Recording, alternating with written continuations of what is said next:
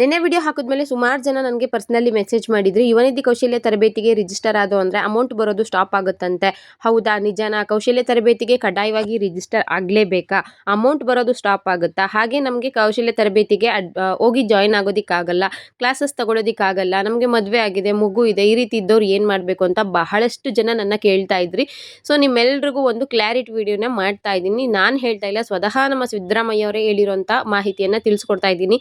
ನಿಮಗೆಲ್ಲ ಗೊತ್ತೇ ಇದೆ ಅಲ್ವಾ, ನಾನು ಯಾವಾಗಲೂ ವಿತ್ ಪ್ರೂಫ್ ಇನ್ಫಾರ್ಮೇಷನ್ ತಿಳಿಸ್ಕೊಡೋದು. ಇವತ್ತು ಕೂಡ ನಿಮಗೆ ವಿತ್ ಪ್ರೂಫ್ನೇ ತಿಳಿಸ್ಕೊಡ್ತಾ ಇದ್ದೀನಿ.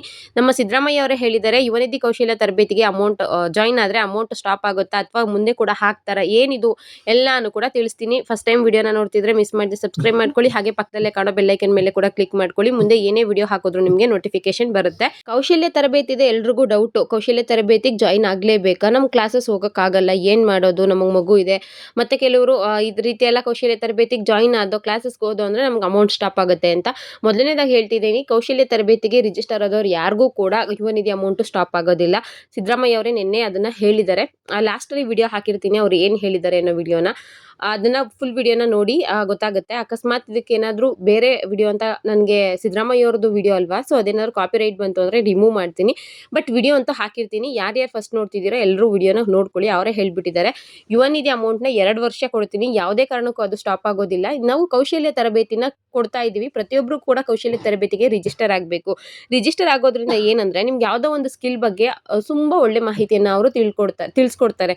ಅದು ಎಲೆಕ್ಟ್ರಿಕ್ ಆಗಿರಬಹುದು, ಅಥವಾ ನಿಮಗೆ ಟೈಲರಿಂಗ್ ಆಗಿರಬಹುದು, ಬ್ಯೂಟಿಷಿಯನ್ ಬಗ್ಗೆ ಆಗಿರಬಹುದು, ಎಲ್ಲ ರೀತಿಯ ತರಬೇತಿಗಳು ಅವೈಲೇಬಲ್ ಇರುತ್ತೆ. ನಿಮ್ಗೆ ಯಾವುದಾದ್ರೂ ಇಂಟ್ರೆಸ್ಟ್ ಇತ್ತು ಅಂದರೆ ನೀವು ಖಂಡಿತವಾಗ್ಲೂ ಜಾಯಿನ್ ಆಗಬೇಕು. ನೀವು ಜಾಯಿನ್ ಆಗಬಹುದು, ಆಗಲೇಬೇಕು ಅಂತ ಏನೂ ಇಲ್ಲ. ನಿಮ್ಗೆ ಇಷ್ಟ ಆಯಿತು ಅಂದರೆ ನೀವು ಖಂಡಿತವಾಗ್ಲೂ ಜಾಯಿನ್ ಆಗ್ಬೋದು.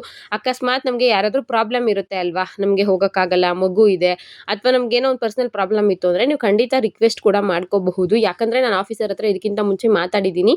ಸರ್, ಕೆಲವರೆಲ್ಲ ಹೋಗೋಕ್ಕಾಗಲ್ಲ ಅಂತವ್ರು, ನಿಮಗೆ ರಿಜಿಸ್ಟರ್ ಆಗಿದ ತಕ್ಷಣ ಯಾರು ಬಂದು ನಿಮ್ಮನ್ನು ಎಳ್ಕೊಂಡು ಹೋಗಲ್ಲ ಅಂತ ಕೂಡ ಅವರು ಹೇಳಿದರು. ಅದು ಕಾಲ್ ರೆಕಾರ್ಡ್ ಕೂಡ ನಾನು ನಿಮಗೆ ಹಾಕಿದ್ದೆ. ರಿಜಿಸ್ಟರ್ ಆಗಿದ ತಕ್ಷಣ ನಿಮಗೇನು ಪ್ರಾಬ್ಲಮ್ ಆಗಲ್ಲ. ಆ ಕಡೆಯಿಂದ ನಿಮಗೆ ಕೌಶಲ್ಯ ತರಬೇತಿ ಕಡೆಯಿಂದ, ಯುವನಿಧಿ ಪ್ಲಸ್ ಕಡೆಯಿಂದ ಕಾಲ್ ಬರುತ್ತೆ. ನಿಮಗೆ ಈ ರೀತಿ ಟ್ರೈನಿಂಗ್ ಇದೆ, ಇಂಟ್ರೆಸ್ಟ್ ಇದೆಯಾ, ಜಾಯಿನ್ ಆಗ್ತೀರಾ ಅಂತ ಹೇಳ್ತಾರೆ. ಈವನ್ ನಮ್ಮ ಫ್ರೆಂಡ್ಗೂ ಕೂಡ ಈ ಥರ ಒಂದು ಮೆಸೇಜ್ ರಿಸೀವ್ ಆಗಿತ್ತು. ಅವ್ರು ಕಾಲ್ ಮಾಡಿದ್ರಂತೆ, ಇಲ್ಲಿ ನಿಮಗೆ ಎಲೆಕ್ಟ್ರಿಷಿಯನ್ ತರಬೇತಿ ಇದೆ, ಒಂದು ವಾರ ಅಥವಾ 15 ದಿನದಲ್ಲಿ ನಿಮಗೆ ಕಳಿಸ್ಕೊಡ್ತಾರೆ, ಹೋಗಿ ಜಾಯ್ನ್ ಆಗೋಕ್ಕೆ ಇಂಟ್ರೆಸ್ಟ್ ಇದೆಯಾ ಅಂತ. ಅವ್ರು ಇಲ್ಲ, ನಮ್ಗೆ ಆಗೋದಿಲ್ಲ ಅಂತ ಹೇಳಿದ್ದಾರೆ. ಇಟ್ಸ್ ಓಕೆ ಅಂತ ಹೇಳಿದ್ದಾರೆ. ಹಾಗೆ ನಿಮಗೆ ಯಾವುದಾದ್ರೂ ಅನುಕೂಲ ಆಗುವಂತಹ ಜಾಬ್ಗಳ ಬಗ್ಗೆ, ಎಲ್ಲರೂ ಜಾಬ್ ಫೇರ್ ನಡೀತಾ ಇತ್ತು ಅಂದರೆ, ಉದ್ಯೋಗ ಮೇಳ ನಡೀತಾ ಇತ್ತು ಅಂದರೆ ಅಲ್ಲಿ ಹೋಗಿ ಜಾಯಿನ್ ಆಗೋಕ್ಕೆ ಟ್ರೈ ಮಾಡಿ ಅಂತ ಇನ್ಫಾರ್ಮ್ ಮಾಡ್ತಾರೆ. ಇಷ್ಟ ಇದ್ರೆ ಹೋಗ್ಬೋದು, ಇಲ್ಲಾಂದರೆ ಬೇಡ. ಕೌಶಲ್ಯ ತರಬೇತಿಗಳು ಹಾಗೆ ನಡೆಯುತ್ತೆ. ಮತ್ತೆ ಅಮೌಂಟ್ ಏನಾದರೂ ಕ್ಯಾನ್ಸಲ್ ಆಗುತ್ತಾ ಅನ್ನೋದ್ರ ಬಗ್ಗೆ ಸಿದ್ದರಾಮಯ್ಯ ಅವ್ರು ಏನು ಹೇಳಿದ್ದಾರೆ, ವಿಡಿಯೋ ಕಂಪ್ಲೀಟ್ ನೋಡ್ಬಿಡಿ, ಅದರಲ್ಲೇ ಹಾಕಿರ್ತೀನಿ, ಎಲ್ಲ ಡೌಟ್ಸ್ಗಳು ಕ್ಲಿಯರ್ ಆಗುತ್ತೆ ಅನ್ಕೋತೀನಿ. ಬೇರೆ ಏನಾದ್ರು ಡೌಟ್ ಇದ್ರೆ ಕಮೆಂಟ್ ಮಾಡಿ ಅಂತ ಹೇಳ್ತಾ ಈ ವಿಡಿಯೋನ ಇಲ್ಲಿಗೆ ಮುಗಿಸ್ತಾ ಇದ್ದೀನಿ. Thank you. ನಾವು ಈ ಯುವ ನಿಧಿ ಕಾರ್ಯಕ್ರಮವನ್ನು ನಿಲ್ಲಿಸ್ಬಿಡ್ತೀವಿ. ಯಾಕೆಂದ್ರೆ ನಾವು 2 ವರ್ಷದವರೆಗೆ ಮಾತ್ರ ಕೊಡ್ತಕ್ಕಂಥದ್ದು ಯುವ ನಿಧಿಯನ್ನು. 2 ವರ್ಷದ ನಂತರ ಮತ್ತೆ ಬೇರೆಯವರು ಕೊಡ್ತೀವಿ. ಆದರೆ ಯಾರು ಕೌಶಲ್ಯ ಅಭಿವೃದ್ಧಿ ತರಬೇತಿಗೆ ಬರ್ತಾರೆ ಅವ್ರಿಗೆ ಯಾರಿಗೂ ಕೂಡ ನಿಲ್ಲಿಸಲ್ಲ.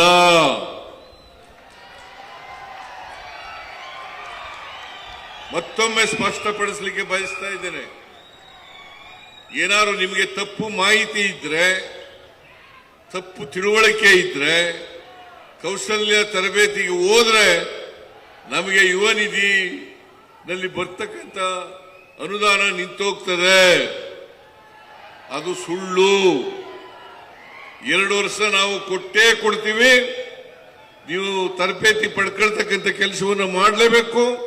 ಯಾಕೆ ತರಬೇತಿ ಮಾಡ್ತೀವಿ ಅಂತಂದ್ರೆ, ತರಬೇತಿಯನ್ನು ಯಾಕೆ ಕೊಡ್ತಾ ಇದ್ದೀವಿ ಅಂತಂದ್ರೆ, ಕೌಶಲ್ಯ ತರಬೇತಿಯನ್ನು ಯಾಕೆ ಕೊಡ್ತೀವಿ ಅಂತಂದ್ರೆ, ಅವ್ರಿಗೆ ಉದ್ಯೋಗ ಸಿಗಲಿ ಅನ್ನೋ ಕಾರಣಕ್ಕೋಸ್ಕರ ಕೊಡ್ತಾ ಇದ್ದೀವಿ ಹೊರತು ಬೇರೆ ಯಾವುದೇ ದೃಷ್ಟಿಯಿಂದಲ್ಲ. ಇಷ್ಟು ಮಾತ್ರ ಬಹಳ ಸ್ಪಷ್ಟವಾಗಿ ನಾನು ಈ ರಾಜ್ಯದ ಮುಖ್ಯಮಂತ್ರಿಯಾಗಿ ಹೇಳ್ತೀನಿ. ಬಹುಶಃ ಶರಣ್ ಪ್ರಕಾಶ್ ಕೂಡ ಹೇಳಿರಬೇಕು ಇದನ್ನ. ನಾನು ಈಗಾಗಲೇ ಸೂಚನೆಗಳನ್ನು ಕೊಟ್ಟಿದ್ದೀನಿ. ಯಾವ ಕಾರಣಕ್ಕೂ ಕೂಡ ಉದ್ಯೋಗ ಸಿಕ್ಕಿದ್ರು ಮಾತ್ರ ನಿಲ್ಲಿಸ್ತೀವಿ ಹೊರತು ಕೌಶಲ್ಯ ತರಬೇತಿಯನ್ನ ಮಾಡಿದ್ರೆ ನಿಲ್ಲಿಸಲ್ಲ.